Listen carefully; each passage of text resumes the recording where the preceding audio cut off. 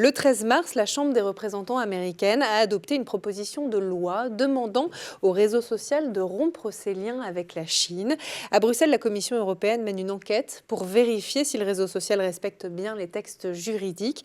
Quel est votre point de vue sur ce réseau social qui est très utilisé, on le sait, par les jeunes notamment? Moi, ce qui m'a beaucoup gêné sur TikTok, c'est que l'utilisation de TikTok en Chine est complètement différente à ce qu'on a nous, en Occident.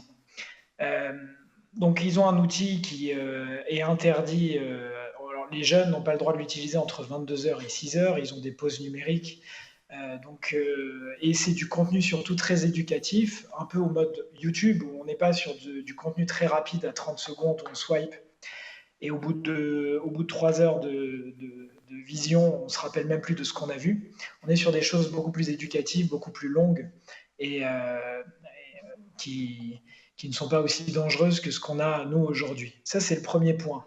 Le deuxième point, moi, c'était un chiffre qui m'a vraiment effrayé il y a un an. C'était une étude qui était parue il y a un an, du Parisien. Un jeune sur 6 en France pense que la Terre est plate.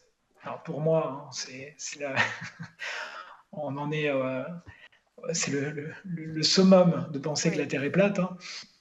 Mais c'est un sur 3 qui regarde TikTok quotidiennement. Ça veut dire qu'on voit bien factuellement, avec ce chiffre-là, qu'il y a un abrutissement de la jeunesse.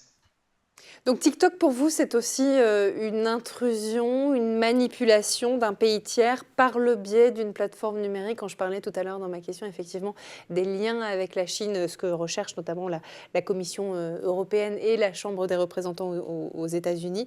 Comment on pourrait définir cette plateforme? Est-ce que vous y voyez aussi, vous aussi, un moyen de manipuler les nouvelles générations? Ah, on l'appelle le cheval de Troie de la Chine. Et puis il y avait un docteur, hein, en neurosciences qui avait interviewé un grand représentant chinois qui lui posait la question en lui disant pourquoi vous avez une version qui n'est pas utilisée, enfin pourquoi notre version utilisée en Occident n'est pas utilisée en Chine. Et sa réponse est notre jeunesse est notre avenir et on ne veut pas l'abrutir. Donc ça, c'est des choses qui sont terribles.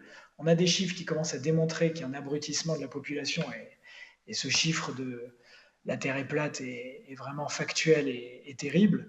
Et le problème, c'est que les Américains commencent à agir, parce que c'est un cheval de Troie qui aussi pompe énormément de data, et c'est une Tout à boîte fait. noire, on ne sait même pas à qui appartient TikTok, enfin, c'est des actionnariats. Donc les Américains sont les premiers à agir, ils essayent de casser ça.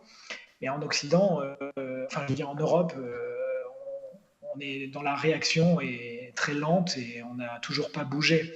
Il aurait fallu l'interdire pour moi depuis bien longtemps.